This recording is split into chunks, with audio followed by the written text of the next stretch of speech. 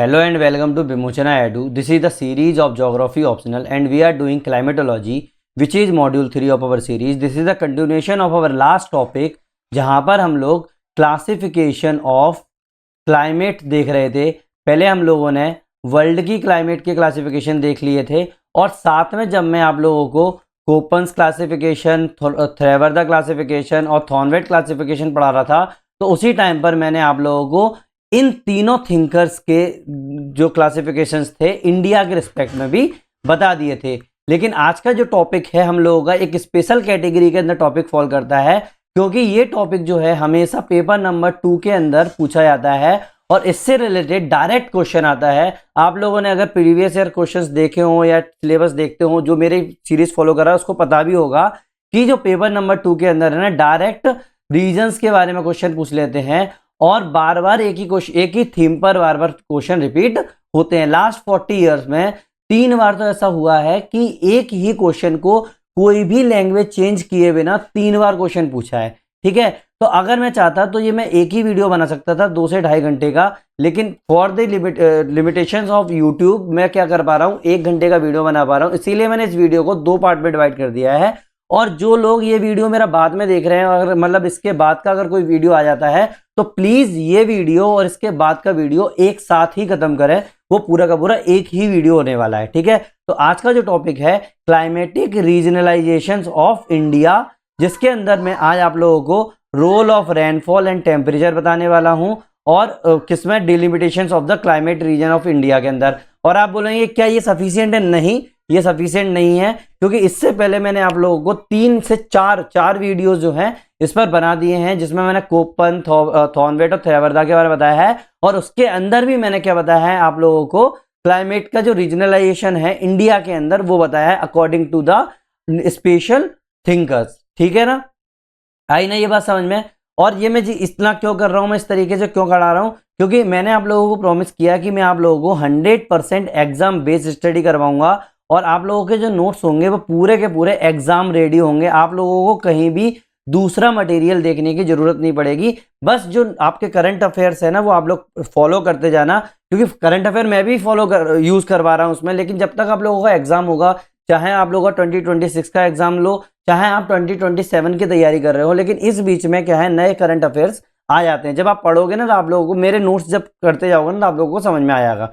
समझ में आने वाली बात, तो आप सीधा सीधा अपने नोट्स निकालो और डायरेक्ट ये करते चलो। ठीक है, देखो आज का अपना क्या है, क्लाइमेटिक रीजन्स ऑफ इंडिया। इसके अंदर क्लाइमेटिक रीजनलाइजेशन ऑफ इंडिया, इसका मैं पार्ट 1 कर रहा हूँ।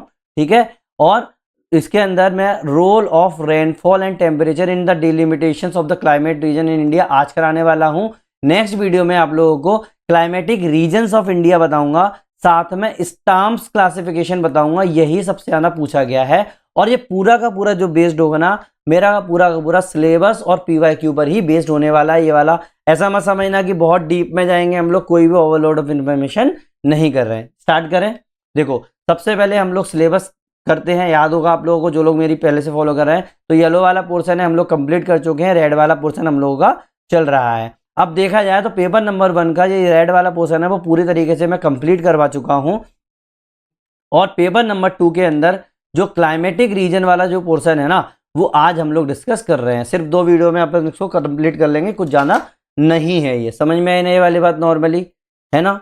चलो मैं आप लोगों को पीवाईक्यू दिखाता हूं कि मैंने इसको स्पेशल क्यों रखा हुआ है। देखो पीवाईक्यू में लास्ट 40 इयर्स में देखो 85 में क्वेश्चन आया और देखो 2016 में क्वेश्चन आया। और आप लोग अगर पॉज करके पढ़ पाओ तो ये तीनों जो क्वेश्चन है 2004, 2012 और 2016, ये तीनों क्वेश्चन सेम ही है। इनने एक लैंग्वेज तक चेंज नहीं की हुई है इसकी। ठीक है, तो इसीलिए मैंने क्या किया, अपना जो पूरा का पूरा जो लेक्चर है वो ऐसे ही डिजाइन किया है कि ये तीनों क्वेश्चन आप सॉल्व कर पाओ और फ्यूचर में भी अगर कोई क्वेश्चन आ जाता है इससे रिलेटेड तो वो भी अपन लोग कंप्लीट कर पाए। ऐसा नहीं है कि भाई हमने पुराना देख लिया तो हो गया भाई, ऐसा थोड़ी कर रहे हैं अपन लोग। साथ में ये देखो attempt of diving into the India into the climatic regions के बारे में पूछ रहा है, कैरेक्टरिस्टिक। ठीक है, ये वाला पूछ लिया। अब ये क्वेश्चन कैसे सॉल्व करोगे, ये वाला देखो, evaluate the Koppen's scheme of the regionalization of India.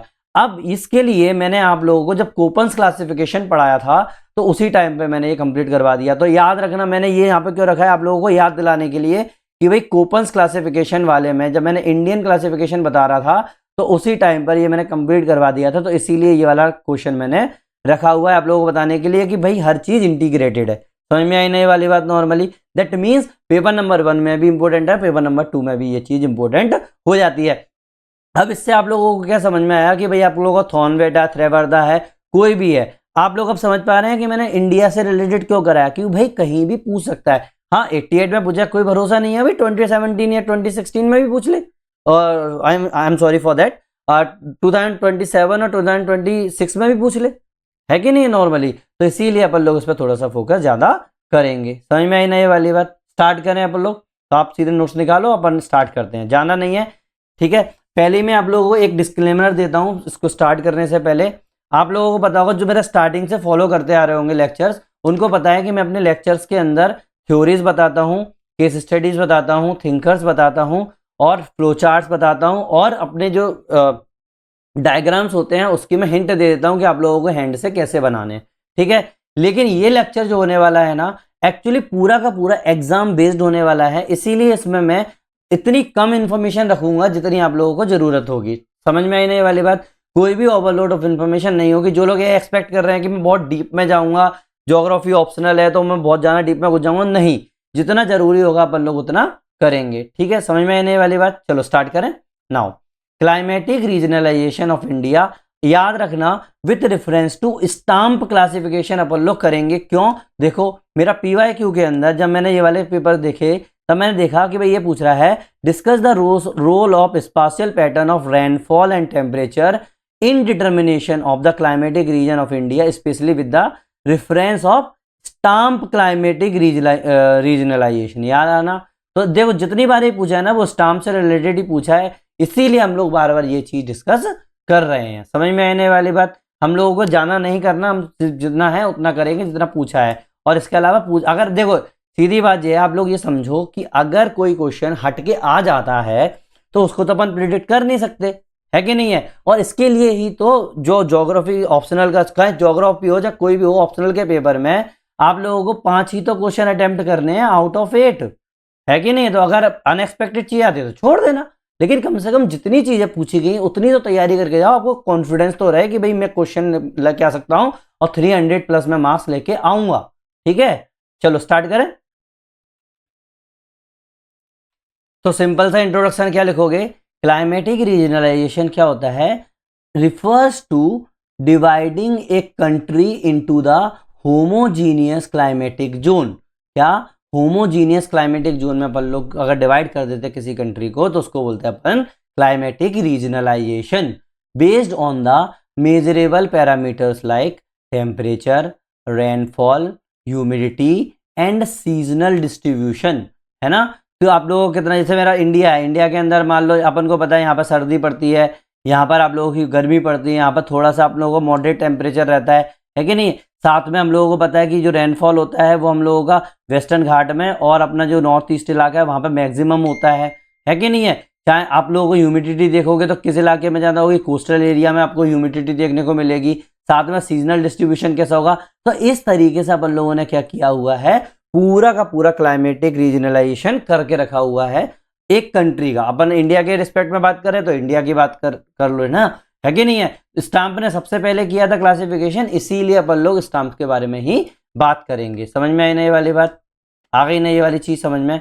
अब देखो इंट्रोडक्शन में ही देखो, India due to its vast latitudinal extent, आप लोगों को पता होगा, मैंने वैसे आप लोगों को अभी फिजिकल में ये चीज नहीं बताई है कि कितना है, इसीलिए मैंने यहाँ पे मैप रख दिया है कि आप लोग अपना जो इंडिया है अपना 8 डिग्री 4 मिनट से लेकर 30 डिग्री 37 डिग्री 6 मिनट तक के लैटिट्यूड में आप लोगों को देखने को मिलता है कि नहीं। तो इंडिया का लैटिट्यूडनल वेरिएशन इतना ज़्यादा है, मतलब अच्छा खासा वेरिएशन है। और आप लोगों को पता है कि जो मेरा टेम्परेचर हुआ, जो मेरा रेनफॉल हुआ, वो किस पर ज़्यादा डिपेंड करता है? लैटिट्यूड पर डिपेंड करता है। क्यों? क्योंकि सन का जो ओवर हेड हो रहा है ना, तो इसी इलाके में तो होगा, क्योंकि 23.5 डिग्री तक, मतलब tropic of Capricorn, tropic of Cancer, इस पर क्या होता है, अपना जो सन होता है वो ओवर हेड होता है और अपने सीजन के साथ शिफ्ट होता रहता है। तो इसीलिए जो टोपोग्राफी है ना उसकी बहुत ज़्यादा डाइवर्स है। दैट मीन्स टोपोग्राफिक डाइवर्सिटी, मतलब हिमालय से लेके डेक्कन प्लेटू तक, देखो हिमालय से लेके डेक्कन प्लेटू तक आप लोगों को देखने को मिलता है। और मॉनसूनल राइम देखने को मिलती है। क्यों? देखो यहाँ पर अपना साउथ वेस्ट मॉनसून आती है, ये वाली तो मॉनसूनल राइम्स आ रही हैं, तो इससे आप लोगों का हाई क्लाइमेटिक डाइवर्सिटी अपन लोगों को देखने को मिलती है। अगर आप बोलोगे कि इंडिया में कैसा क्लाइमेट है तो नहीं बता पाओगे ना, आप लोगों को बताना पड़ेगा कि भाई हाँ भाई ये हिमालयन इलाका, ये ठंडा होता है, ये थोड़ा सा गर्म होता है, ये थोड़ा सा मॉडरेट होता है, यहाँ पर रेनफॉल अच्छी खासी होती है, इस इलाके में रेनफॉल अच्छी खासी होती है, इस इलाके में रेनफॉल अच्छी खासी होती है, यहाँ पर रेनफॉल होती ही नहीं है, यहाँ पर रेनफॉल बहुत कम होती है, यहाँ पर रेनफॉल बहुत कम होती है, यहाँ पर आप लोगों की मॉडरेट रेनफॉल होती है, यहाँ पर आप लोगों की सर्दी में रेनफॉल होती है, यहाँ पर हम लोगों की गर्मी में रेनफॉल होती है कि नहीं? तो अपन लोगों को ये चीजें बतानी पड़ती है कि नहीं? तो इतना मतलब डाइवर्स है, तो इसीलिए अपन लोगों ने क्या किया, रीजनलाइजेशन कर दिया। ये इंट्रोडक्शन में आप लोगों को लिख के आना है, समझ में आई ना ये वाली बात? अगर ये चीज समझ में आ गई तो एक बार कमेंट सेक्शन में ओके लिख देना। अगर आप लोगों को मेरी स्पीड बहुत तेज लग रही हो तो प्लीज मेरे पुराने वीडियोस को फॉलो करते रहना, उसमें सब कुछ चल रहा है, ठीक है? Now the process of regionalisation aim to link climate with the vegetation. भाई क्या है, अपन रीजनलाइजेशन कर क्यों रहे हैं? जिससे अपन लोग क्लाइमेट को वेजिटेशन से लिंक कर पाए। कोपन ने भी क्या किया था, वेजिटेशन से लिंक किया था। तो अपना क्या है, इंडिया के अंदर आप अगर वेजिटेशन से लिंक हो रहा है तो आप लोगों का एग्रीकल्चर, ह्यूमन एक्टिविटी को भी लिंक करना पड़ेगा, जिससे आप लोग प्रोवाइड कर पाओगे base for economic planning and agro climatic zoning. अब एग्रो क्लाइमेटिक जोन्स क्या होते हैं, वो जब मैं आप लोगों को एग्रीकल्चर वाला पोर्शन बताऊंगा ना, तो उस टाइम में मैं सारे के सारे एग्रो क्लाइमेटिक जोन्स बताऊंगा। तो आप लोग जो लोग पहले से पढ़ चुके हैं उन लोगों को अगर लगता होगा अरे सर आप लोगों ने ये छुड़वा दिया इसके अंदर, भाई हर किसी का अलग अलग कैटेगरी में रखने का तरीका होता है। मेरा तरीका है कि भाई मैं एग्रीकल्चर वाले में ही रखूंगा क्लाइमेटिक जोन्स। समझ में आई नहीं वाली बात? नॉर्मली आ गई ना? ठीक है, तो ये अपना इंट्रोडक्शन हो गया इस तरीके का, ठीक है। नाउ अब लोगों को जरूरत क्यों पड़ रही है भाई क्लाइमेटिक रीजनलाइजेशन की? भाई 4 मेन पॉइंट है, याद रख लो ये चीजें कि भाई सबसे पहले अपन लोगों को अंडरस्टैंड करना है स्पाशियल पैटर्न। स्पेशल पैटर्न का दिमाग में रखना, वही जगह की जो है ना अपना पैटर्न, जो एक जो स्पेशियल वाला स्पेस वाला नहीं है, ये जगह वाला है, समझ में आया ना? स्पाशियल पैटर्न, ये कीवर्ड्स दिमाग में रखना अपने अपने। जैसे फॉर एग्जांपल स्पाशियल पैटर्न का मतलब होता है कि ये अपना इंडिया है, वेट, ये अपना इंडिया हो गया, तो अगर मेरा ये वाला इलाका है तो ये अलग हो गया, ये इलाका अलग अलग हो गया। तो मतलब स्पाशियल पैटर्न बोल रहे हैं, मतलब जगह जगह की अलग अलग जगह के बारे में बात करना। तो spatial pattern of the monsoon performance की भाई यहाँ पर कितनी मॉनसून पर बारिश हो रही है, यहाँ पर कितनी बारिश हो रही है। तो अलग अलग जगहों पर अलग अलग प्लेसेस पे अपन बात कर रहे हैं, तो प्लेस वाली जगह की अगर बात कर रहे हैं तो उसको अपन बोलते हैं स्पाशियल पैटर्न, ठीक है। ये मैंने आप लोगों को जियोमॉर्फोलॉजी में भी बताया था, इसमें भी ये समझ लो, ठीक है। आई ना ये चीज समझ में आप लोगों को? Second is for agricultural planning. अब एक बात बताओ, आप लोगों को अगर ये पता हो जाए कि बारिश कैसे होने वाली है, मतलब कौन सा आप लोगों का इलाका है, कितने जोन्स हैं, तो आप लोग आराम से एग्रीकल्चर प्लानिंग कर सकते हो। क्रॉप सस्टेनेबिलिटी, इरिगेशन, शेड्यूलिंग, इनके लिए आप यूज कर सकते हो, ठीक है।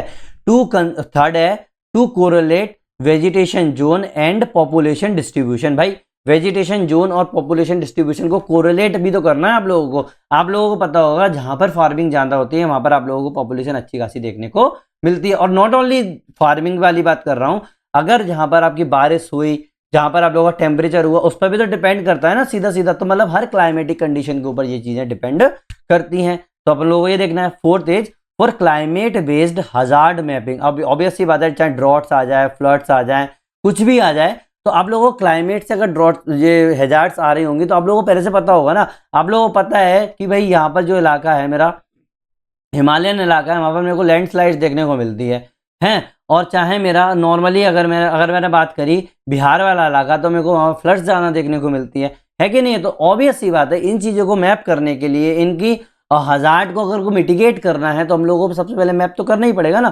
समझ में आने वाली बात नॉर्मली आ गई ना? Now major criteria use in India. भाई इंडिया के अंदर अपन कौन से क्राइटेरिया यूज करते हैं जिससे अपन लोग क्या कर पा रहे हैं, रीजनलाइजेशन कर पा रहे हैं अपन कितने, ठीक है। तो ऑब्वियस सी बात है, जो मैंने आप लोगों को लास्ट के 4 वीडियोस में बताया है, बस वही क्राइटेरिया आप लोगों को दिमाग में रखना है, क्योंकि इसमें अपन लोग क्या करेंगे, ये थोड़ा सा डेवलप्ड चीज है, ठीक है। ना कि केवल कोपन्स की बात कर रहे हैं, ना केवल थेरवादा की बात कर रहे हैं। तो अपना ये स्टाम्प ने दिया हुआ है, याद रखना, ये स्टाम्प ने दिया हुआ है, स्टाम्प की क्राइटेरिया है ये। तो पहला क्राइटेरिया टेम्परेचर, दूसरा है रेनफॉल, तीसरा है इवेपोट्रांसपायरेशन, चौथा है रिलीफ एंड लैटिट्यूड, पांचवा है seasonal wind pattern. Seasonal wind pattern, तो टेम्परेचर में क्या होगा आप लोगों का, भाई टेम्परेचर एनुअल या और सीजनल एवरेज देखा जाता है, बिल्कुल एक्सट्रीम कितनी जा रही है, तो ठीक है। तो बेसिस हो गया, सोर्स हो गया। इंडिया में रिलेवेंस क्या हो गया, ये डिटरमाइन करता है ट्रॉपिकल वर्सेस सब ट्रॉपिकल जोन्स को। क्या डिटरमाइन करता है? ट्रॉपिकल वर्सेस सब ट्रॉपिकल जोन को ये डिटरमाइन करता है। रेनफॉल देखोगे तो क्या होगा? Annual total and the seasonal concentration की बात कर रहा है। Annual total and seasonal concentration आप देख रहे हो, कोपन का ले लोगे तो उसमें क्या था मेरा टेम्परेचर, जो मैं बात कर रहा था वो मंथली की बात कर रहा था, लेकिन अपने इसमें जो बात कर रहे हैं अपन लोग किसकी बात कर रहे हैं? एनुअल की बात कर रहे हैं। ये क्या डिफाइन करता है? एरिड परिह्यूमिड स्पेक्ट्रम को। एरिड मतलब क्या हो गया आप लोगों का? सूखा। परिह्यूमिड मतलब थोड़ा थोड़ा सा गीला, ठीक है। इवेपो ट्रांसपायरेशन, बिल्कुल जो अपना थॉर्नवेट ने यूज किया था ना, बस वैसे ही यूज हो रहा है। और जो अपना इंडिया में रिलेवेंस क्या है इसका? डिटरमाइन करता है मॉइस्चर एफिशिएंसी को। मैंने पहले आप लोगों को बता दिया था कि क्या होता है ये। नाउ रिलीफ एंड लैटिट्यूड, देखो बेसिस क्या है? हिमालय, अपने घाट्स हो गए, वेस्टर्न घाट, ईस्टर्न घाट, कोस्टल प्लेन्स हो गए। तो ऑब्वियस ये होता है ना, रिलीफ पे भी तो डिपेंड करेगा क्लाइमेटिक जोन्स। तो अपने इंडिया में क्या इफेक्ट करेगा भाई? ये अफेक्ट करता है टेम्परेचर एंड ऑरोग्राफिक रेनफॉल। आप लोगों को मैंने बताया था, जब मैं आप लोगों को मॉनसून्स बता रहा था तो मैंने क्या बताया था कि जो हम लोगों का तिब्बत प्लेटू है वो थोड़ा सा उसका रिलीफ जाना होने पर उसका एवरेज टेम्परेचर नीचे वाला जो मेन हम लोगों का इंडियन सब कॉन्टिनेंट है ना, उससे 2 से 3 डिग्री या 2 से 4 डिग्री सेल्सियस ज्यादा टेम्परेचर होता है। तो ये किस पे डिपेंड किया? आपके रिलीफ पे डिपेंड किया। तो टेम्परेचर और ऑरोग्राफिक रेनफॉल जो होता है इस पर डिपेंड करता है। और रेनफॉल कैसे? आप लोगों ने देखा होगा वेस्टर्न घाट में, जब आप लोगों का साउथ वेस्ट मानसून आता है तो वेस्टर्न घाट में जो अपना विंडवर्ड इलाका होता है वहां पर बारिश जब बहुत ज्यादा होती है और लीवर्ड में बारिश बहुत कम होती है। आगे नहीं चीज समझ में। सीजनल विंड पैटर्न की अगर मैं बात करूं तो मॉनसून ऑनसेट जो होता है रिट्रीट हो जाता है। ये डिफाइन करता है distinct wet and dry period को। आ गई ना बात समझ में? तो अपन लोगों ने जितना भी क्लाइमेटोलॉजी अभी तक पढ़ा है, मैंने आई थिंक 44 या 43 वीडियो बना दिए हैं, जितना भी मैंने क्लाइमेटोलॉजी पढ़ाया है उसका पूरे का निचोड़ चल रहा है अपने इसके अंदर। कुछ भी ऐसा नहीं है कि मुझे नहीं लगता कि आप लोगों को ये चीजें समझ में नहीं आ रही होंगी। और फिर भी अगर समझ में नहीं आ रही होंगी तो प्लीज मुझे कमेंट सेक्शन में एक बार कमेंट कर देना टाइम स्टैम्प के साथ। जो भी होगा मैं आप लोगों के डाउट क्लियर जरूर करूंगा, ठीक है। बढ़े आगे। नाउ थिंकर्स को भाई अपन लोग कर रहे हैं पूरा का पूरा, है कि नहीं है? रीजनलाइजेशन कर रहे हैं। तो थिंकर्स कौन कौन से यूज हो रहे हैं इसमें? भाई कोपन, सबसे पहले कोपन ने इंपेरिकल थॉट दिया था। इनने किसकी बात करी थी? टेम्परेचर एंड रेनफॉल की बात करी थी। और वेजिटेशन बेस्ड क्लाइमेट टाइप्स दे दिए थे इनने, है कि नहीं है? थॉर्नवेट ने क्या किया था? ये रैशनल थॉट थे इनके, और वाटर बैलेंस और पोटेंशियल इवेपोट्रांसपायरेशन की बात करने लगे थे। आप तो पीईटी लिखना, ठीक है। थ्रेवर्दा जो थे, थ्रेवर्दा ने मॉडिफाई किया मिड लैटिट्यूड रियलिज्म को, है कि नहीं है? स्टाम्प ने क्या किया? स्टाम्प ने 1944 के अंदर ये लेके आए थे। इसी पे बेस्ड अपन लोग पूरा का पूरा कर रहे हैं, है कि नहीं है? अपन लोग क्या कर रहे हैं? पूरा स्टाम्प पर ही बेस्ड कर रहे हैं। तो इसीलिए क्या करेंगे, मेन अपन लोगों को देखो अभी मैं करा रहा हूं थोड़ा सा, नेक्स्ट वीडियो में जो होगा ना वो स्टाम्प का पूरा क्लासिफिकेशन दूंगा। इनने क्या किया था? 11 क्लाइमेटिक जोन्स बता दिए थे, बस उसी पर पूरा का पूरा टिका हुआ है अपना, ठीक है। इंडिया में जब भी कहीं पूछ ले तो स्टाम्प के लिखे आना है। First to regionalize the Indian climate, इनने सब ये पहले थे जिन्होंने इंडियन क्लाइमेट को रीजनलाइज किया था। Systematic based on the rainfall and temperature pattern, बिल्कुल कहाँ पे? बिल्कुल रेनफॉल और टेम्परेचर पैटर्न पर इन्होंने क्या किया था? पूरे के पूरे सिस्टमेटिकली इसको इंडियन क्लाइमेट को रीजनलाइज किया था। तो याद रखना, इसीलिए मैंने क्या करवा रहा हूं आज आप लोगों का, टेम्परेचर और रेनफॉल पैटर्न को थोड़ा सा इंपॉर्टेंस अपन देंगे। समझ में आई नहीं वाली बात? नॉर्मली तो फ्लो चार्ट अगर आपको बनाना है तो पूरा पूरा क्राइटेरिया का फ्लो चार्ट कैसे बना सकते हो कि देखो अपना इंडिया जो है लैटिट्यूड के बेस पर बहुत बड़ा है। लैटिट्यूड में इंसोलेशन जो होता है वो चेंज होता जाता है। इससे क्या होगा? आप लोगों का टेम्परेचर रिजीम होगा, मतलब टेम्परेचर चेंज होता जाएगा हर लैटिट्यूड के अलग अलग एंगल पर। साथ में ये पहला फैक्टर हो गया लैटिट्यूड का। रिलीफ में क्या होता है? रिलीफ हुआ, ऑरोग्राफी हुआ, तो क्या होगा? आप लोगों का रेनफॉल डिस्ट्रीब्यूशन भी चेंज होगा इसी से रिलेटेड, है कि नहीं? नॉर्मली साथ में मॉनसून राइम जो है और एयर मासेज जो है ना, उससे क्या होगा? आप लोगों का सीजनल वेट या ड्राई पैटर्न देखने को मिलेगा, है ना। अपन लोग क्या देख रहे हैं? हर चीज देख रहे हैं, टेम्परेचर का देख रहे हैं, रेनफॉल का देख रहे हैं, फिर सीजनल में कैसे चेंज होता है, फिर क्लाइमेटिक रीजन्स कैसे होंगे आप लोगों के। जब ये पूरा तीनों होने के बाद क्लाइमेटिक रीजन्स अपन लोगों ने बनाए जिससे आप लोगों को वेजिटेशन चेंज होंगे, एग्रीकल्चर पर इफेक्ट पड़ेगा और सेटलमेंट पैटर्न भी आप लोगों को देखने को मिलेगा। तो ये वाला डायग्राम आप एग्जाम में बनाकर आना, अपने नोट्स में बना लो ये, है ना। चाहो तो अगर आपका माइंड अच्छा चल रहा है तो आप और बना लें, लेकिन प्लीज फ्यूचर के लिए कुछ मत छोड़ना। जब एग्जाम आता है तो उससे पहले सब कुछ दिमाग से उड़ जाता है, तो प्लीज अपने नोट्स इस तरीके से तैयार करके रखो, ठीक है। तो अब स्टार्ट करते हैं अपन लोग क्या,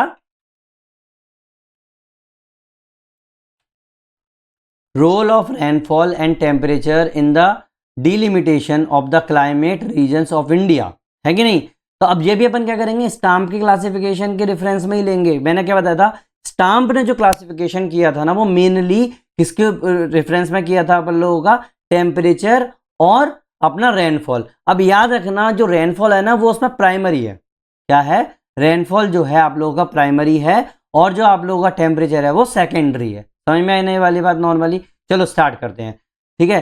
climatic regionalization involve identifying spatial homogeneous climatic areas based on measurable parameter. वही चीज मैंने बोली जो मैंने आप लोगों को अभी बताया था, बस वही है। अगर एग्जाम में डायरेक्ट ऐसे क्वेश्चन पूछ लो तो डायरेक्ट ये इंट्रो लिख के आना है, चीफली रेनफॉल एंड टेम्परेचर, है कि नहीं। मेनली इसको अपन चीफली की जगह मेनली भी लिख सकते हैं, है कि नहीं। Mainly rainfall and temperature for India, India के लिए क्या होगा अपना का, दो वेरिएबल्स है ना वो मोस्ट डिसाइसिव है because of dominant monsoon control. आप लोगों को पता है कि अपना जो इंडिया में है 70 से 75% रेनफॉल है, कभी कभी 75 से 80% भी लिखा होता है किसी किसी बुक्स में।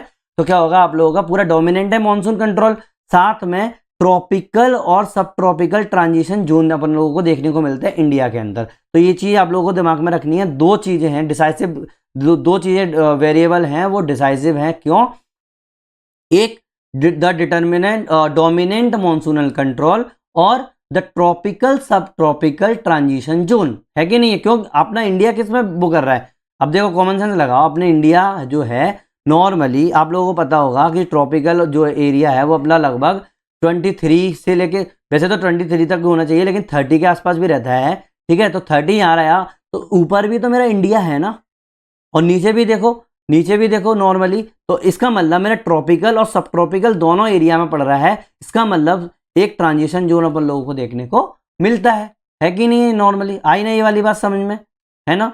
ये तो मैंने आप लोगों को जियोमॉर्फोलॉजी में मैंने बताया नहीं है फिजिकल, इसलिए ये मेरे को दोबारा से बताना पड़ रहा है, वैसे मैं आगे बताऊंगा तब समझ में आ जाएगा, ठीक है। अकॉर्डिंग टू स्टाम्प ने क्या बोला था कि रेनफॉल और टेम्परेचर है ना दोनों मिलकर डिफाइन करते हैं हाइड्रोथर्मल रिजीम को which forms the basis for climatic regionalisation in India. ये बिल्कुल बेस बनाता है आप लोगों को क्लाइमेटिक रीजनलाइजेशन के लिए। आई ना ये बात समझ में आप लोगों को, है ना। तो अब अपन क्या करेंगे, एक एक से देखेंगे, क्या देखेंगे, एक एक से देखेंगे, क्या role of rainfall and temperature देख रहे हैं ना। तो सबसे पहले अपन लोग क्या देखेंगे, रेनफॉल देखेंगे, रेनफॉल का रोल देखेंगे, फिर बाद में टेम्परेचर का देखेंगे। तो रेनफॉल का जो रोल है ना वो प्राइमरी डिटर्मिनेंट है, याद रखना प्राइमरी डिटर्मिनेंट है अपना रेनफॉल। तो ये इसीलिए मैंने इसको ब्रैकेट में लिख दिया कि प्राइमरी डिटर्मिनेंट है। अब रेनफॉल के अंदर पहला फैक्टर क्या होगा, मॉनसूनल मैकेनिज्म। मॉनसूनल मैकेनिज्म में क्या लिखोगे, India's rainfall pattern is govern by the south west and north east monsoon. आपको पता है कि साउथ वेस्ट और नॉर्थ वेस्ट मानसून से ही होता है।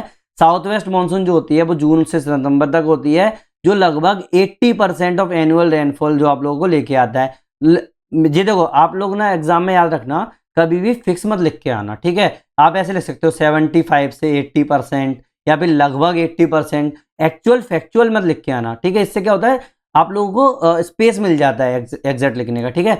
नॉर्थ ईस्ट मानसून जो होगा ना वो अक्टूबर से दिसंबर तक होता है, ये रेनफॉल लेके आता है तमिलनाडु और साउथ ईस्ट कोस्ट के अंदर, ये याद रखना है आप लोगों को। Seasonality of the rainfall define the distinct wet and dry season. तो ये क्या हो जाएगा, बिल्कुल एक की है क्लासिफिकेशन के लिए। बिल्कुल आप लोगों को पता है कि इस सीजन में इतने ज्यादा होगा, इस सीजन में इतना कम होगा, तो वेट और ड्राई सीजन को लेके आ रहा है, समझ में आने वाली बात। तो पहला क्या हो जाएगा, मॉनसूनल मैकेनिज्म। अभी ना आप लोग प्लीज अपने नोट्स मत बनाना, ठीक है। एग्जाम के अंदर अपन को इतना डिटेल में नहीं लिख के आना है। हाँ अगर 20 नंबर का आ गया तो लिख लेना, मैं आप लोगों को जैसे थोड़ा सा खत्म होगा ना तब आप लोगों को बोलूंगा कि आप पीछे से बैक करके आप बना लेना, ठीक है, जब जरूरत पड़ेगी तब, ठीक है। अभी मत बनाओ, साथ में अगर बना रहे हो तो भाई कोई दिक्कत नहीं है, आप लोग बस ऊपर लिख लेना नॉट सो इंपॉर्टेंट। जो मैं आप लोगों को समझाने के लिए कर रहा हूँ, क्योंकि मैंने आप लोगों को लाइंस लिख दी हैं कि मैं आपको बता दूंगा इतनी जरूरी होगी, ठीक है। मैं ये मार्क्स के हिसाब से बताऊंगा, ठीक है। Now B is spatial variability. क्या स्पेशियल वेरिएबिलिटी मतलब कितनी जगह पर कितना रेनफॉल देखने को मिल रहा है। जैसे अब देखो मैंने आप लोगों को क्या बताए थे, जोन्स बताए थे, पर ह्यूमिड, ह्यूमिड, सम ह्यूमिड, सेमी एरिड, एरिड बताए थे ना वर्ल्ड में। तो बस वही चीज़ है कि इंडिया में भी पर ह्यूमिड, ह्यूमिड, सम ह्यूमिड, सेमी एरिड और एरिड की बात हो रही है। लेकिन इंडिया के केस में देखा जाए रेनफॉल, पहले जो अपन लोग देखा रहे थे कि 100 वगैरह थे, तो जैसे पर यूनिट को कितना बोल रहे हैं, मोर देन 200 सेंटीमीटर, याद रखना mm में नहीं है, सेंटीमीटर में है। और एरिड जो है वो लेस देन 50 सेंटीमीटर की बात हो रही है। और राजस्थान में तो 250 सेंटीमीटर से भी 250 mm से भी कम होता है, मतलब आप लोगों का 25 सेंटीमीटर से भी कम होती है। समझ में आई ना ये वाली बात नॉर्मली? ठीक है, तो ये तीनों आप रख लेना, मैं आप लोगों को बोल के नहीं लिखवाने वाला। तो पर यूनिट कहाँ पे देखने को मिलेगा, जहां पर ज्यादा बारिश हो रही है। तो आप क्या करोगे, इस तरीके से डायग्राम बनाना, मैंने यहाँ पे बनाया है क्या, हाँ चलो यहाँ पे बनाया हुआ है, चलो वो कोई दिक्कत नहीं है। तो आप क्या करोगे, अपने ना डायग्राम में ना इस तरीके से बना लेना, ये इंडिया का मैप हो गया, ये यहाँ हो गया, ये इस तरीके से चल रहा है, ये मेरा जम्मू कश्मीर हो गया, फिर ठीक है ये हो गया, और ये यहाँ बनाया और इस तरीके से कर दिया। अब क्या करोगे, वेस्टर्न घाट और नॉर्थ ईस्ट हिल पर आप लोग दिखाओगे कि ये मेरा क्या है, पर ह्यूमिड है। ठीक है, फिर ह्यूमिड का दिखाओगे वेस्ट बंगाल और उड़ीसा में दिखाओगे। ठीक है, फिर आप लोगों का मॉनसूनल फिर आप लोगों का सब ह्यूमिड दिखाओगे यूपी बिहार के अंदर। फिर आप लोग सेमी एरिड दिखाओगे तेलंगाना और मराठावाड़ा के अंदर। ठीक है, ये हो गया। फिर आप लोगों का एरिड दिखाओगे राजस्थान और कच्छ के अंदर, क्योंकि इधर इलाके में बारिश नहीं होती है। ठीक है, तो इस तरीके से आप लोगों के जोन्स बना दोगे, है ना। नाउ अब देखो, ये जो आप लिखोगे ना, ये चीज ये आप लोग रेनफॉल डिस्ट्रीब्यूशन वाला, अगर आप लोगों ने मेरा वीडियो देखा है, जिन लोगों ने नहीं देखा प्लीज रेनफॉल डिस्ट्रीब्यूशन वाले में चले जाए। और मैंने आप लोगों को वहां बोला था कि आप लोग प्लीज एक पेज जो है वो छोड़ के रखना, जो स्टार्टिंग से जो कर रहे हो। ठीक है, तो बस उस पेज के अंदर आप लोगों को क्या करना है, ये वाला बनाना है और ये डायग्राम बनाना है। समझ में आने वाली बात, अभी मेरे को याद आ गया इसलिए मैंने अभी बोल दिया। ठीक है, नाउ आइसो हाइट्स क्या होती है, आइसो हाइट्स क्या होती है, lines of equal rainfall where were used by the Stamp to mark the rainfall boundaries between the zone. इन जोन में क्या किया आप लोगों को, बिल्कुल एक आइसो हाइट्स बना दिए स्टाम्प ने। अब देखो ये डायग्राम, आप बोलोगे कि डायग्राम क्यों नहीं बनाया, भाई कल स्टाम्प का क्लासिफिकेशन करेंगे ना, तो आप लोगों को दिखाऊंगा मैं, ऐसा नहीं है कि मैं नहीं दिखाऊंगा, मैं आप लोगों को ये दिखाऊंगा कि आइसो हाइट्स किस तरीके से बनाया उसने। तो आप एग्जाम में अगर कीवर्ड यूज करके आना तो रेनफॉल ग्रेडियंट और आइसो हाइट्स मैपिंग दिखा के आ जाना एक्चुअली। ठीक है, now seasonal concentration of rainfall, seasonal concentration of rainfall अगर बात करोगे तो इसको क्या बोल सकते हो, percentage of annual rainfall during south west monsoon को क्या बोलेंगे। जैसे 80% जो होता है वो मानसूनल कंसंट्रेशन होता है, जैसे बिहार बंगाल में। लेस देन 50% जो होगा ना वो यूनिफॉर्म डिस्ट्रीब्यूशन होगा तमिलनाडु कोस्ट पर, है कि नहीं है, मतलब यूनिफॉर्मली तो होता नहीं है। Help distinguish coastal equal climate for the continental monsoonal type, ये हेल्प करता है आप लोगों को डिस्टिंग्विश करने में coastal equal climate from continental monsoonal type. तो आप देखो डायग्राम का सजेशन मैं भी बताता हूँ, नॉर्मली ये मैंने इंटरनेट से बनाने, तो देखो इस तरीके से डिस्ट्रीब्यूशन देखने को मिलेगा आप लोगों को कि ये वेस्टर्न घाट हो गया, वेस्टर्न घाट पे सबसे ज़्यादा बारिश, फिर उससे कम बारिश, फिर उससे भी कम बारिश। और आप लोगों को पता है कि वेस्टर्न घाट के लीवर्ड साइड पे बारिश नहीं होती है, क्यों, क्योंकि मानसून को रोक लेता है। तो ये जो व्हाइट वाला दिख रहा है ना, तो ये आप लोगों को क्या देखने को मिल गया, एरिड इलाका देखने को मिल गया, मतलब लगभग 50 से भी कम आप लोगों को यहाँ पे देखने को मिलेगा। तो ये इलाका हुआ, ये इलाका हुआ, यहाँ पे बारिश नहीं होती। ये हिमालयन इलाका है, ये जमा होता है तो यहाँ बारिश नहीं होगी। ये अपना राजस्थान और गुजरात वाला इलाका है थोड़ा सा, तो यहाँ पे भी बहुत कम होता है। और अपना नॉर्थ ईस्ट इलाके में यहाँ पे बारिश देखने को मिलती है अच्छी खासी, फिर उससे थोड़ी सी ज़्यादा कम बारिश देखने को मिलती है ये, क्योंकि गंगा प्लेन हो गया ये वाला इलाका। फिर इससे थोड़ी सी कम होती है क्योंकि यहाँ पर सर्दियों में बारिश होती है, वही पंजाब हरियाणा वाला इलाका हो गया ये वाला, है कि नहीं। तो इस तरीके से आप बना के आ सकते हो। साथ में अगर इतना भी आना टफ नहीं बनाना तो कुछ मत करना, सीधा सीधा एक मैप बनाना इंडिया का और दिखा देना कि जो नॉर्थ ईस्ट इंडिया है ना वहाँ पे ज़्यादा होता है और तमिलनाडु में बहुत कम आप लोगों को बारिश देखने को मिलती है। बिल्कुल क्लाइमेटिक रीजन दिखा देना नॉर्मली, आई ना ये बात समझ में, है ना। चलो आगे बढ़ते हैं। Next is rainfall variability. भाई वेरिएबिलिटी मैंने बताया ना कि वेरिएबल्स हैं, अलग अलग जगह पर अलग अलग होती है, तो कुछ नहीं है भाई, कोएफिशिएंट ऑफ द वेरिएशन होता है। नॉर्थ ईस्ट इंडिया में सबसे ज़्यादा देखने को मिलती है, 50% से भी ज़्यादा आप लोगों को बारिश कहाँ देखने को मिलेगी, नॉर्थ ईस्ट इंडिया में मिलेगी। डेजर्ट एंड स्टेपी क्लाइमेट जिसको बोलते हैं, ये थोड़ा सा गड़बड़ हो गई है, ये थोड़ी सी गड़बड़, डेजर्ट एंड स्टेपी क्लाइमेट नहीं होता ये, ठीक है। ये आप लोगों को कौन सा देखने को, ये हटा दो ये, क्योंकि ये अपना ह्यूमिड है, पर ह्यूमिड बोलेंगे इसको, पर ह्यूमिड, है कि नहीं।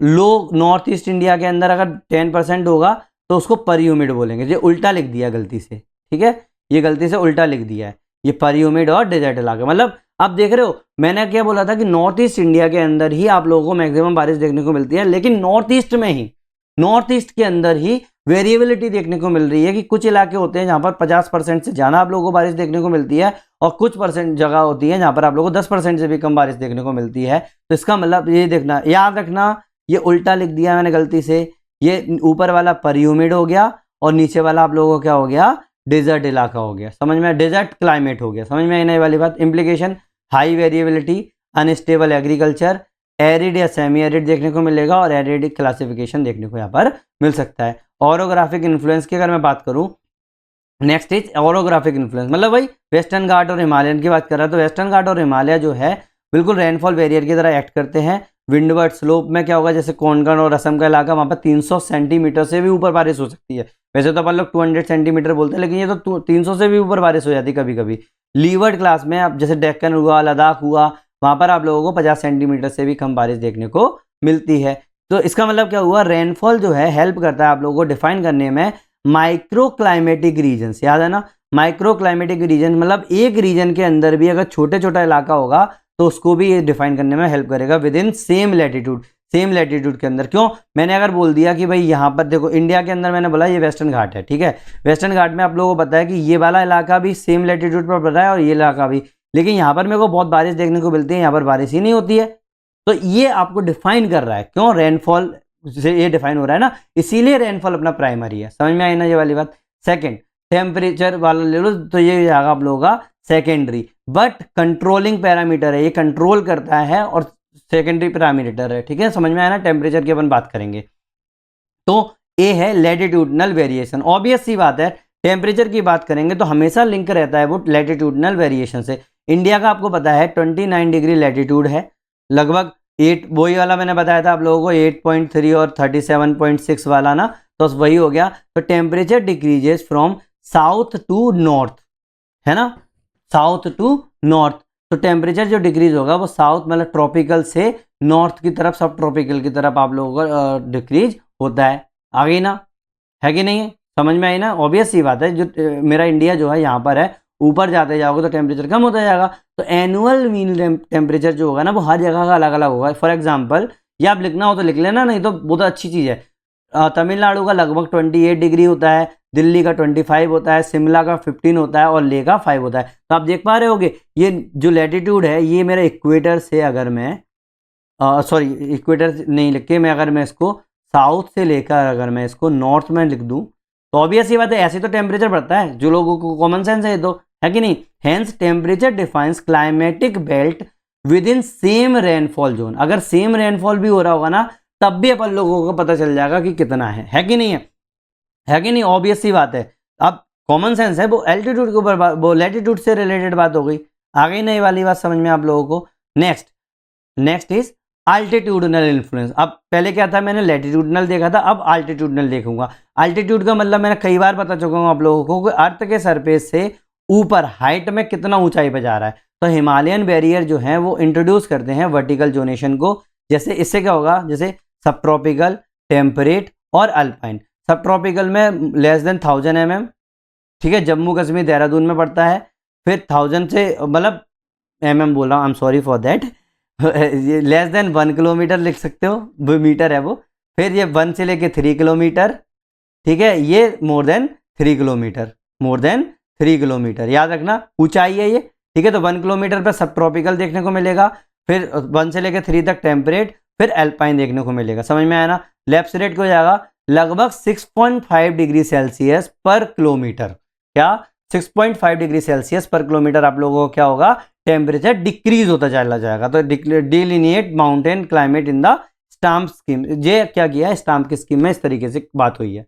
आई ना बात समझ में। सी है थर्मल एम्पलीट्यूड की बात कर रहे हैं, थर्मल एम्पलीट्यूड या फिर कॉन्टिनेंटलिटी की बात कर रहे हैं। कॉन्टिनेंटलिटी, कॉन्टिनेंटलिटी क्या होता है कि आप लोगों का सी सरफेस से आप लोगों का लैंड मास कितनी दूर है उसको अपन लोग बोलते हैं कॉन्टिनेंटलिटी, ठीक है।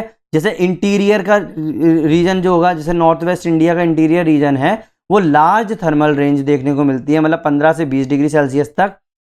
कोस्टल एरिया मतलब बहुत ज़्यादा गर्म होता है, बहुत ज़्यादा ठंडा होता है, लेकिन कोस्टल एरिया में जो होता है ना वो आप लोगों का थर्मल रेंज कम देखने को मिलती है। जैसे फॉर एग्जाम्पल सर्दी में बहुत ज़्यादा टेम्परेचर हो गया, गर्मी में I am sorry for that, सर्दी में बहुत कम टेम्परेचर हो गया और गर्मी में बहुत ज़्यादा टेम्परेचर हो गया, या फिर दिन में बहुत ज़्यादा टेम्परेचर हो गया, रात में बहुत कम टेम्परेचर हो गया। ये आप लोगों को इंटीरियर रीजन्स में देखने को मिलती है, लेकिन कोस्टल एरिया के अंदर दिन और रात के टेम्परेचर में डिफरेंसेस थोड़े से कम होते हैं, चाहे दिन और रात की बात कर लो, चाहे आप लोग सर्दी और गर्मी की बात कर लो। तो वही चीज आ रही है कि कोस्टल एरिया के अंदर लो रेंज देखने को मिलती है 4 से 5 degree due to the maritime influence, और मैरीटाइम इन्फ्लुएंस क्योंकि मैंने बताया ना सी ब्रीज और लैंड ब्रीज के कारण भी ये चीजें होती है। तो बस वही चीज है, use to separate coastal climatic zone Konkan from the continental interior Marathwada. Example के तौर पर मैंने ये बता दिया है, समझ में आई नहीं ये वाली बात? नॉर्मली कुछ टफ नहीं है ना, ठीक है। सीजनल टेम्परेचर पैटर्न की अगर मैं बात करूं, डी सीजनल पैटर्न, तो प्री मानसून हीटिंग की अगर मैं बात करूंगा तो सेट्स मानसून सर्कुलेशन, ये क्या कर रहा है, प्री मानसून हीटिंग जो है वो मानसून सर्कुलेशन को सेट कर रही है। नाउ विंटर टेम्परेचर इन्वर्जन जो होगा, आपको पता है टेम्परेचर इन्वर्जन मैंने स्टार्टिंग पे ही बता चुका हूं, ये डिफाइन करता है सब ट्रॉपिकल ड्राई जोन पंजाब और हरियाणा। क्यों करता है? मैंने आप लोगों को बताया था कि जो टेम्परेचर इन्वर्जन कहीं भी हो जाता है तो वहां पर आप लोगों को स्टेबल क्लाइमेट देखने को मिलता है। दैट मीन्स रेन नहीं होगी, बारिश नहीं होगी, बारिश नहीं होगी तो आप लोगों को ड्राई जोन्स देखने को मिलते हैं। तो बस वही चीज होगी seasonal temperature pattern. Now hence seasonal temperature regime define special distinctness, है कि नहीं, स्पेशल डिस्टिंक्टनेस आप लोगों को डिफाइन करता है। तो मतलब हर जगह के बारे में ये चीज बात कर रहा है कि नहीं। नाउ थर्मल एफिशिएंसी की अगर मैं बात करूं, थर्मल एफिशिएंसी की बात करूं तो थॉर्नवेट का कंसेप्ट है रिलेवेंस में, थॉर्नवेट कंसेप्ट रिलेवेंस की अगर बात करूं थर्मल एफिशिएंसी में, तो temperature control evapotranspiration, hence moisture index को कंट्रोल करेगा। तो इवन फॉर सेम रेनफॉल, अगर सेम रेनफॉल भी होता है तो region with the higher temperature जैसे गुजरात हुआ, असम हुआ, ये डिफरेंट क्लाइमेटिक आउटकम देखने को अपन लोगों को मिलेगा। थर्मल हाइड्रोथर्मल एफिशिएंसी के वही वाली बात हो गई जो अपन लोगों ने थॉर्नवेट में हाइड्रोथर्मल एफिशिएंसी की बात करे थे। Balance for both factor, true basis of the regionalization. आ गई नई बात समझ में नॉर्मली। नाउ इंटीग्रेशन देख लो पूरा का पूरा, देखो मैंने पूरा वो बता दिया, अब बस थोड़ा सा इंटीग्रेशन देख लो। Hydrothermal regime as the basis, बस हाइड्रोथर्मल मतलब सीधी सीधी बात है टेम्परेचर और आप लोगों का रेनफॉल का अगर इंटीग्रेशन देखोगे तो इससे क्या होगा, स्टाम्प के क्लासिफिकेशन में फंडामेंटली हाइड्रोथर्मल मैपिंग की बात हुई है। तो क्लाइमेट जो है वो फंक्शन है रेनफॉल और टेम्परेचर का। तो अगर आप लोग नोट्स लिख रहे हो तो नोट्स में ही लिख लेना, climate is the function of rainfall and temperature according to the Stamp's classification. समझ में आने वाली बात। इससे पहले जिन लोगों को अगर 20 मार्क्स का क्वेश्चन तैयार करना है तो वो जो मैंने बोला था कि अभी आप नोट्स मत बनाना, तो अब आप ये सेम के सेम नोट्स बना सकते हैं, ठीक है। आप लोग स्पेशल लिख लेना नोट्स। अब मैं आप लोगों को 10 मार्क्स का इसके बाद बताऊंगा, ठीक है, इसके बाद बताऊंगा। देखो ये दिख रहा है ना आप लोगों को नॉर्मली, ये देखो यहाँ पे दिखेगा, ये एग्जाम पॉइंट जो लिख रहे हैं ना, ये 10 मार्क्स का बताऊंगा। समझ में आने वाली बात। तो मैं आप लोगों के नोट्स लंबे नहीं बनवाना चाहता, बट ऊपर नोट कर लेना कि भाई ये सिर्फ समझने के लिए है, और अगर लेंथ ज्यादा बड़ा क्वेश्चन पूछ लिया तो उसमें जरूरी काम आ सकता है। समझ में आने वाली बात नॉर्मली आ गई ना। चलो नाउ कॉम्बिनेशन देख लो कि क्या क्या कॉम्बिनेशन है, क्या रिप्रेजेंटेटिव रीजन्स है और क्लाइमेटिक टाइप्स कौन कौन से है स्टाम्प के अकॉर्डिंग, ठीक है। अब देखो, अब आप बोलोगे कि अरे सर ये तो हमें पता ही नहीं है। भाई कल बताऊंगा ना, 11 पूरे टाइप्स हैं, अभी बस आप मोटा मोटा क्या है अपने उसमें रख लो, क्योंकि आप लोगों को एग्जाम के अंदर तो लिख के आना पड़ेगा ना, तो इसीलिए कर रहा हूं मैं ये चीज, ठीक है। कॉम्बिनेशन, हायर रेनफॉल और अगर हायर टेम्परेचर हुआ, ये कहां पर देखने को मिलता है, ज्यादा रेनफॉल ज्यादा टेम्परेचर केरला और नॉर्थ ईस्ट इंडिया में देखने को मिलता है। तो इसको अपन क्या बोलेंगे, ये स्टाम्प ने कहा डाला है, ट्रॉपिकल वेट क्लाइमेट जोन में डाला है। अगर मॉडरेट रेनफॉल देखने को मिला और हायर टेम्परेचर देखने को मिला, ये कहां पे देखने को मिलता है, सेंट्रल इंडिया में देखने को मिलता है, तो मतलब ट्रॉपिकल वेट ड्राई क्लाइमेट देखने को मिलेगा। ऐसे लो रेनफॉल देखने को मिलता है और हाई टेम्परेचर देखने को मिलता है, वो कहां देखने को मिलेगा, राजस्थान में देखने को मिलेगा। तो कॉमन सेंस है कि नहीं, प्रेसिपिटेशन से जाना आप लोगों का, इवेपोट्रांसपायरेशन होगा तो राजस्थान में होगा, तो उसका मतलब एरिड डेजर्ट में देखने को मिलेगा। ऐसे ही मॉडरेट रेनफॉल देखने को मिल जाए और मॉडरेट टेम्परेचर देखने को मिल जाए, वो कहां देखने को मिलता है, यूपी और पंजाब में देखने को मिलता है, तो उसका मतलब सब ट्रॉपिकल ह्यूमिड क्लाइमेट हो जाएगा। ऐसे ही मैं लो टेम्परेचर और मॉडरेट रेनफॉल की बात करूंगा तो वो मेरा हिमालयन रीजन में देखने को मिलेगा और माउंटेन क्लाइमेट हो जाएगा, है कि नहीं। अब चाहो, I am sorry for that, अब चाहो तो आप इसमें आपका होमवर्क है सीधा आप मैप बनाना इंडिया का, आई एम सॉरी, ठीक है, जैसा भी मेरे हाथों से बन रहा है। और ये वाले जो है ना हाई रेनफॉल हाई टेम्परेचर, तो ये वाले जो 5, 1 2 3 4 5, ये 5 जोन आप क्या करोगे इसके अंदर सेड कर लोगे। सबसे पहला होमवर्क याद रखना, समझ में आई नहीं वाली बात नॉर्मली। चलो आगे बढ़ते हैं। Inter relation and regional outcomes. भाई देखो, western coast and north India के अंदर क्या होगा आप लोगों का, हाई टेम्परेचर देखने को मिलेगा, हाई रेनफॉल देखने को मिलेगा, तो ट्रॉपिकल वेट मिल गया। पेनिनसुलर इंटीरियर में क्या देखने को मिलेगा, हाई टेम्परेचर और मॉडरेट रेनफॉल देखने को मिलेगा, तो मतलब वेट ड्राई मतलब सवाना टाइप का। नॉर्थ इंडियन प्लेन में क्या देखने को मिलेगा, मॉडरेट टेम्परेचर और मॉडरेट रेनफॉल देखने को मिलेगा, तो सब ट्रॉपिकल ह्यूमिड हो जाएगा। राजस्थान में क्या देखने को मिलेगा, हाई टेम्परेचर और लो रेनफॉल देखने को मिलेगा, तो एरिड हो गया। हिमालयाज में लो टेम्परेचर और मॉडरेट रेनफॉल देखने को मिलेगा, तो टेम्परेचर या एल्पाइन बात कर सकते हैं। तो बस वही चीज़ है जो मैंने अभी इसमें जो लिखा है ना, ये जो बनाया है, तो बस वही चीज़ मैंने इसको ढंग से कर दी है। 10, अब क्या होगा, both factor together determine vegetation, soil and land use, hence stamp use them for the regional climatic demarcation. तो याद रखना, अगर एग्जाम के अंदर पूछ ले कि भाई स्टाम्प का रीजनल क्लाइमेटिक डिमार्केशन कैसे होता है, तो उसमें आप लोग क्या करोगे, ये इंट्रैक्शन लिख के आना है आप लोगों को। समझ में आया ना, आप लोग नोट पॉइंट में ये जरूर लिख लेना कि ये क्वेश्चन आ सकता है कि नहीं। Next, western coast and India, western coast and India, north east India, यहाँ पर क्या देखने को मिलता है, हाई टेम्परेचर और हाई रेनफॉल देखने को मिलता है, ट्रॉपिकल वेस्ट। पेनिनसुलर इंटीरियर में हाई टेम्परेचर और मॉडरेट रेनफॉल देखने को मिलता है, मतलब वेट ड्राई क्लाइमेट। वही चीज़ है, कुछ स्पेशल मैं कुछ नहीं कर रहा हूँ, देखो उसके अंदर है कि नहीं, कुछ मैंने कुछ बढ़ाया है क्या, कुछ वही है कि नहीं, वही जो चीज़ मैंने यहाँ लिखी है वही चीज़ है। मैंने इसको यहाँ पे ऐसे क्यों बनाया है, क्योंकि मुझे यहाँ पे दिखाना है कि इस तरीके से आप इसमें शेडिंग आउट कर सकते हो। मुझे सिर्फ ये बताना था आप लोगों को, वही जो चीज़ मैंने बताई थी ना, बस वही चीज़ है। बस मैं आप लोगों को यहाँ पे एक डायग्राम का आइडिया देना चाहता हूँ कि इस तरीके से शेड आउट कर सकते हो। जैसे वेस्टर्न कोस्ट और नॉर्थ ईस्ट इंडिया, ये मेरा वेस्टर्न कोस्ट हो गया, ये मेरा नॉर्थ ईस्ट इंडिया हो गया, ठीक है। तो यहाँ पे मैं क्या लिखूंगा, इस चीज़ को मैंने रेड कर दिया। ऐसे ही अगर मैंने पेनिनसुलर इंटीरियर की मैं बात करूंगा, तो क्या करूंगा, ये मैं डायग्राम अलग कलर से बना दूंगा, यहाँ पे ये हो गया। तो क्या हो जाएगा मेरा, वेट एंड ड्राई की मैं बात करूंगा तो पेनिनसुलर इंटीरियर, तो यहाँ पर हाई टेम्परेचर और मॉडरेट रेनफॉल देखने को मिलता है कि नहीं। नॉर्थ इंडियन प्लेन्स की अगर मैं बात करूंगा तो मॉडरेट टेम्परेचर और वो देखने को मिलेगा। तो एक मिनट, पेनिनसुलर इंटीरियर है ना ये, तो ये वाला इलाका हो गया ना। और अपना वो जो हो गया, ये अपना जो हो गया नॉर्थ इंडियन प्लेन के बारे में बात करेंगे, तो ये हो गया अपना, यहाँ पर ये चीज़ होगी नॉर्थ इंडियन प्लेन के बारे में, ठीक है। ये हो गया राजस्थान का इलाका, यहाँ पर हो जाएगा अपना, मैं इसको येलो कर देता हूँ, ये कर देता हूँ लो, ये राजस्थान का इलाका हो जाएगा, यहाँ पे हाई टेम्परेचर और वो देखने को मिलता है कि नहीं। हिमालयन रीजन जो हो जाएगा, मैं इसको येलो कर देता हूँ। बस इस तरीके से आपको शेड आउट करना है, ठीक है, नॉर्मली बस ऐसे शेड आउट कर लेना। आगे नहीं, ये बात समझ में, चलो आगे बढ़ू, ठीक है। Relevance and equations, relevance, I am sorry for that, हाँ हो गया क्या, हाँ हो गया, ठीक है। नाउ रिलेवेंस एंड इक्वेशंस की अगर मैं बात करें, एक मिनट में थोड़ा सा ये चेंज कर लूँ अपना, हाँ, relevance and equation. Even modern IMD agro climatic regions जो 1988 में आए थे, drive from the same rainfall temperature combination, है ना। तो आप जो एग्जाम के अंदर जब कंक्लूजन में करके आओगे ना, तो इस तरीके के आप लोग क्या करोगे, एग्जाम के अंदर पॉइंट्स लिख के आ सकते हो, कंक्लूड करके आ सकते हो कि भाई modern IMD agro climatic reason जो है ना, ड्राइव करते हैं from the same rainfall temperature combination से, यही वाला। Under the climate change both the parameter shifting dynamic climatic boundaries, thus rainfall and temperature remain fundamental to determine delimitations in any climatic scheme। समझ में आने वाली बात नॉर्मली, अगर ये चीज़ समझ में आ गई तो एक बार कमेंट सेक्शन में ओके लिख देना, ठीक है। मैं आप लोगों को चेक करना चाहता हूँ कि आप लोग कितने एक्टिव है, ठीक है।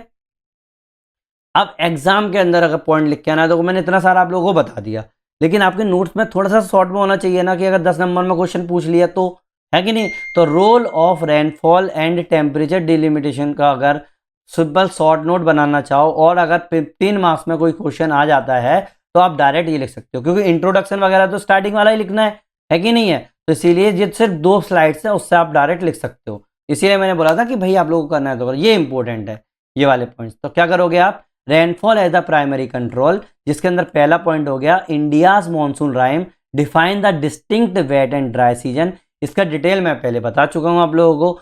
Second is south west monsoon, जो अपना जून से अब सितंबर में ये आपका 80% से ऊपर एनुअल रेनफॉल को जो कॉज करता है।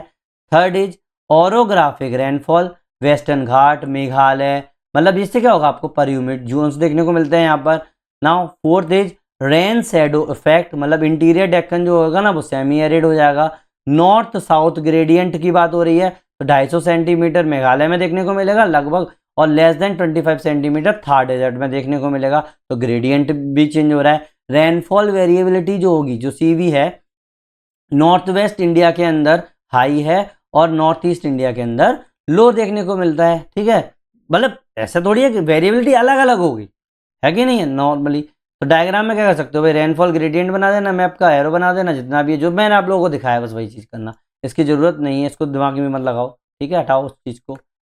नेक्स्ट इज इसी के अंदर सेकंड जो ये था और रेनफॉल जो था वो था प्राइमरी, है कि नहीं है, प्राइमरी। और जो अपना टेम्परेचर है वो है सेकेंडरी कंट्रोल। तो टेम्परेचर है द सेकेंडरी कंट्रोल। तो इसके अंदर पहला है controlled by the latitude and altitude. मैं बता चुका हूं डिटेल में कि कैसे होता है। एग्जाम के अंदर अगर एग्जैक्ट पूछ लिया तो आप लोगों को यहाँ पे लिख देना इस तरीके से क्या कैसे कंट्रोल करता है। फिर ट्रॉपिकल बेल्ट में जो होगा 24 डिग्री एलुअल मील जो देखने को मिलेगा, पेनिनसुलर इंडिया में देखने को मिलेगा।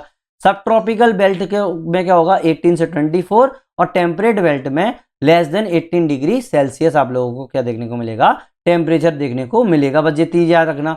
अल्टीट्यूडनल लैप्स रेट जो होती है आप लोगों की 6.5 डिग्री सेल्सियस पर किलोमीटर होती है। ये डिफाइन करता है माउंटेन क्लाइमेटिक जोन को। ये किसने बोला था आप लोगों का, स्टाम्प ने बात की थी इस चीज के बारे में, है कि नहीं। तो ये चीज लिखाना। तो फ्लो चार्ट बना देना एग्जाम के अंदर। फ्लो चार्ट जो होगा latitude plus altitude, temperature regime, influence evaporation, rainfall type and vegetation, define करता है क्लाइमेटिक बाउंड्रीज को, है कि नहीं। ये मैंने आई थिंक 1 लिख दिया ना, इसको 2 लिखो, है कि नहीं। आई ना बात समझ में, कुछ नया नहीं है ना, कुछ टफ तो नहीं लग रहा ना आप लोगों को। अगर होता है तो मुझे प्लीज कमेंट सेक्शन में बता देना। Synthesis of rainfall plus temperature, वही चीज है मैंने बताया, वही की वही बार बार रिपीट करवा रहा हूं जिससे आप लोगों को माइंड में घुस जाए। दोनों के दोनों डिफाइन करते हैं हाइड्रोथर्मल रिजीम को। किसको, हाइड्रोथर्मल रिजीम को, base for regionalisation. Now example के तौर पर हाई रेनफॉल हाई टेम्परेचर, जैसे ट्रॉपिकल वेट देखने को मिलता है आप लोगों को केरला और नॉर्थ ईस्ट में। लो rainfall high temperature arid Rajasthan में। मॉडरेट रेनफॉल मॉडरेट टेम्परेचर सब ट्रॉपिकल ह्यूमिड पंजाब के अंदर। अब आप कई लोग बोलेंगे अरे सर आप तो बार बार एक ही चीज रिपीट कराते हो, एक ही चीज को 3-4 बार लिखवा रहे हो।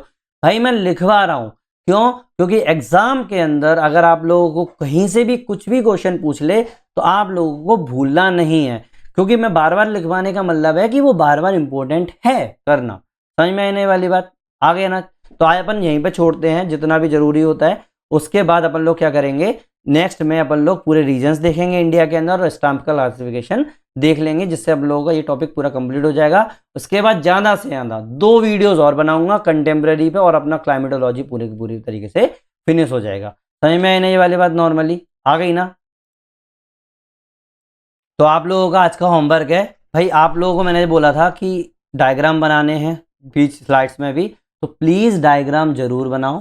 फ्लो चार्ट हो सके तो बनाओ, नहीं तो डायग्राम तो जरूर बनाओ। मैप्स बना लो इससे रिलेटेड जितने भी है रेन। और हाँ, जिन लोगों ने रेनफॉल वाला जो मेरा शुरू से फॉलो करता जा रहे हैं, जब मैंने बोला था कि रेनफॉल डिस्ट्रीब्यूशन में आप लोगों को छोड़ना है थोड़ा सा, तो आप लोग रेनफॉल डिस्ट्रीब्यूशन में वो वाला डायग्राम जरूर बना लेना। और जो 2 लाइन्स मैंने जो 2 पैराग्राफ बढ़वाए हैं वो जरूर लिख लेना उसके अंदर। ठीक है, ये आप लोगों का होमवर्क है।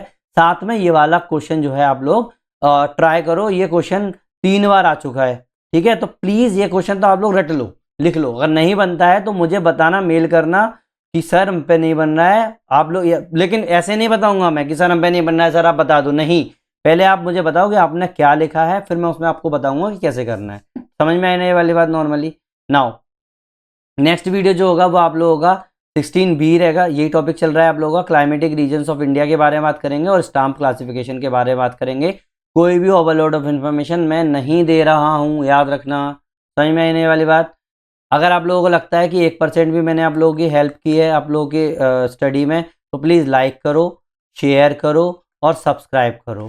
ठीक है, आप लोगों के सपोर्ट से ही ये जो चैनल है वो ग्रो कर रहा है। आप लोग आज जैसे जैसे आगे बढ़ोगे ये चैनल भी आगे बढ़ेगा और आप लोगों का सपोर्ट ही इस चैनल पे ये डिसाइड करेगा कि ये पूरी की पूरी सीरीज फुल आप लोगों को अवेलेबल होगी या नहीं। लेकिन मेरा प्रॉमिस है कि मैं आप लोगों को पूरा ज्योग्राफी ऑप्शनल फ्री में अवेलेबल करवाऊंगा। थैंक यू वेरी मच, मिलते हैं नेक्स्ट वीडियो में।